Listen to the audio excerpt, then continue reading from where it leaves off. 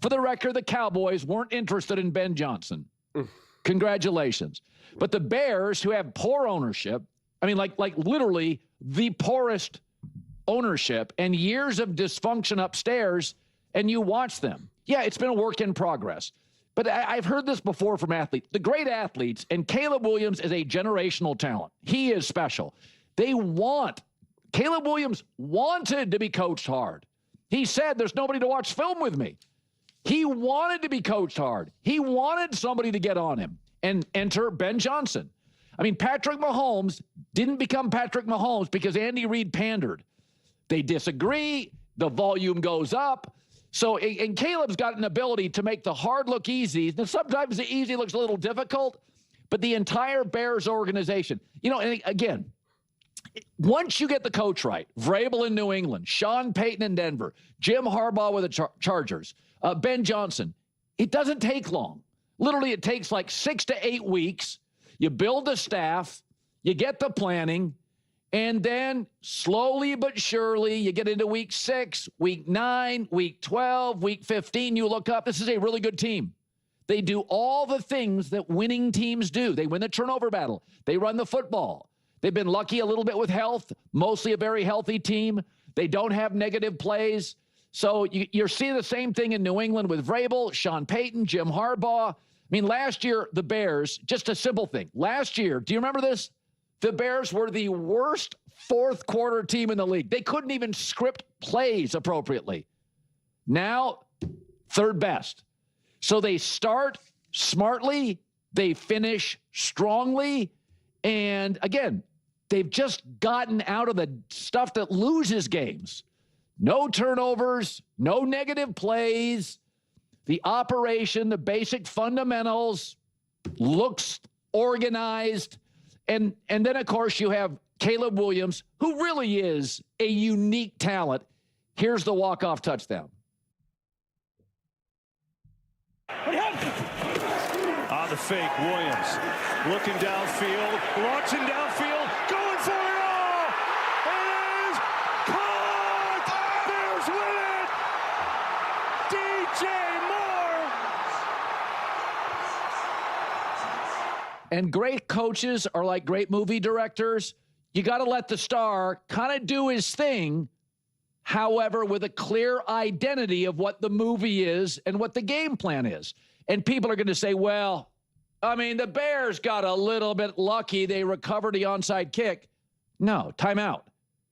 They also had 2 game-winning drives, and they also, in overtime, stopped the Packers. Yeah, and that's what I also want to talk about. Because I thought I made the video, watched the game on Saturday, made the post-game video. And, I really, really reflected on this game pretty deeply because it is always so fascinating when you win a game in the way in which a team like the Bears won. And the reality is anytime you have a comeback win, anytime you have any of these crazy wins, the game of the year or whatever, you always need the other team to leave the door open in some way. Unless it's one of those like really fluky things where it's like, a kickoff return that you like fumble, you just like drop it and, the other team just can pick it up and there you go, we scored a touchdown. Hooray, we won the game, right? Like outside of things that are like really, really, really fluky where it's just like, okay, the other team deserves no credit for that. There's always going to be an element of luck, flukiness, miracle, whether it's an onside kick, a Hail Mary, etc. And it's like when the Bears lost to the Hail Mary, it was like I remember saying there was an absolute element of luck to getting the Hail Mary, right? Like, and this is what I said to Commanders fans. It was like, like when you're winning a game in that way, like there's absolutely positively an element of luck. But at the same time, you also executed that Hail Mary perfectly in the process to get in the situation to even do that Hail Mary. And with the Bears, the Packers obviously absolutely undeniably left that door open with a terrible face mask on, on third and forever, with a, the onside kick, the fumble from Malik Willis on 4th down, right? Like there was many things that the Packers did that directly led them to lose.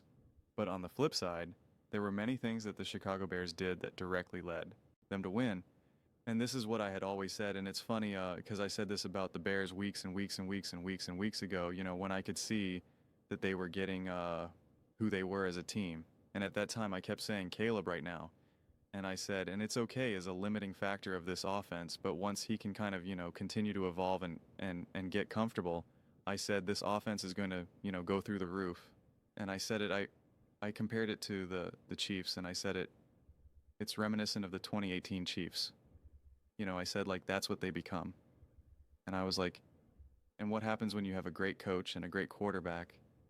You build a great, you have a great franchise, and you're contending for Super Bowls.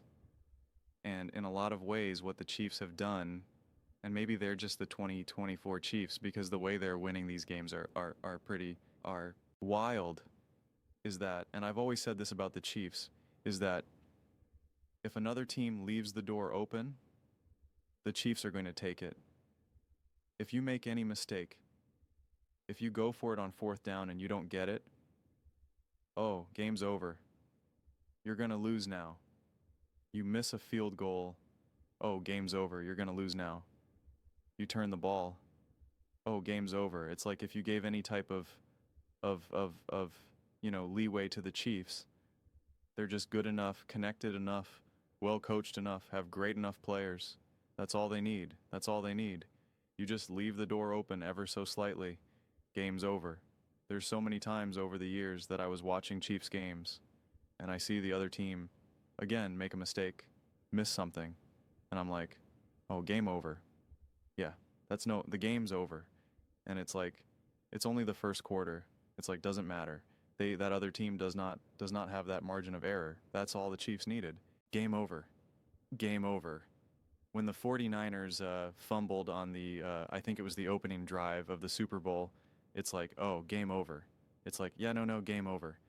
Josh Allen throws a dime to Diggs, and it's dropped. It's like, oh, game over. Missed field goal also with the Bills. Oh, game over. It's like, yeah, nope, game over. Jose gets a terrible 15-yard unnecessary, whatever penalty. It's like, oh, you're not going to score a touchdown now. Game over. It's like, yeah, no, I don't care how much time is left. That was your chance. You needed to capitalize in that moment. You didn't get it. Game over. And that's been very consistent for the Chiefs over years and years. And it's like, that's what the Bears have right now, where it's like, if another team leaves the door open, it's just like, I'm not going to say game over because, you kind of have to earn the right for that. I think the Chiefs have earned the right just to be able to be like, game over, game over. But it's like, that's what the Bears feel like right now. But listen, and I'm telling you right now, because you talk about great coaching, you talk about being held to a higher standard and all that type of stuff. I'm telling you right now, Ben Johnson knows that he could have lost that game 15 different times. He knows that.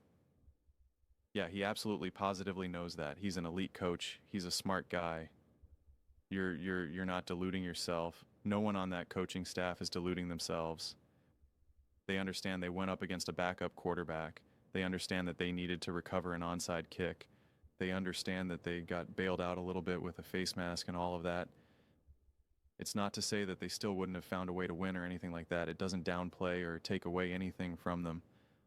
But I promise you, Ben Johnson understands that he could have lost that game a million different ways. And that's what makes him a great coach. That's what can make this team a great team, because they will all be aware of that. They will all understand we could have lost this game. It's amazing that we executed and that we played at the highest level, et cetera, but like, we could have lost that game. And you do need to recognize that. You need to realize that it's like, I've always referenced this with turnover-worthy plays. Just because you got away with it doesn't mean that it's still not a learning moment. Doesn't mean that it's still not something that a coachable moment that you then need to kind of grow and evolve.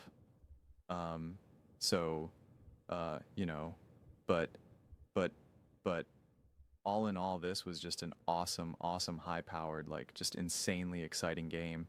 And yeah, listen, Jordan Love got knocked out, and we'll never know what he would have looked like in that game. I mean, he was looking good, and I was really excited for Caleb and Jordan Love. Honestly. I really was. Bears, Packers. Love Caleb, like, you know, sign me up for that all day, every day. But the reality is that Malik Willis played unbelievable.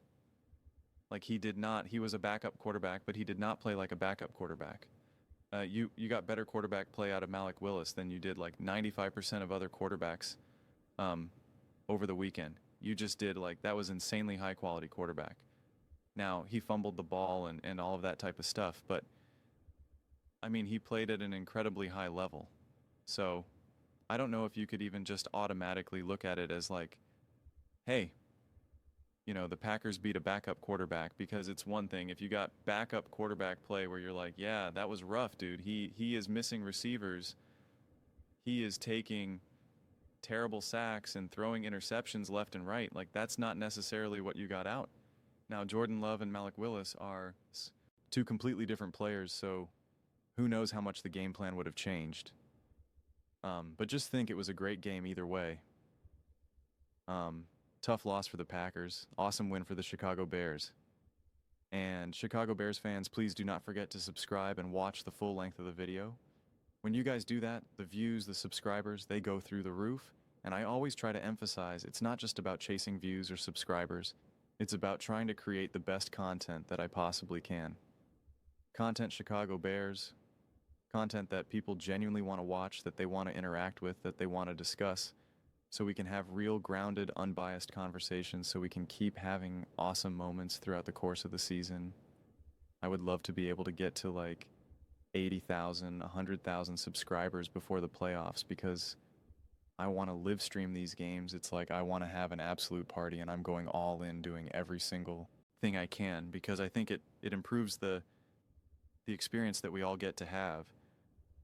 When we were live streaming and watching that game and all the people were in it, it was just such an unbelievable experience to witness such crazy games all together.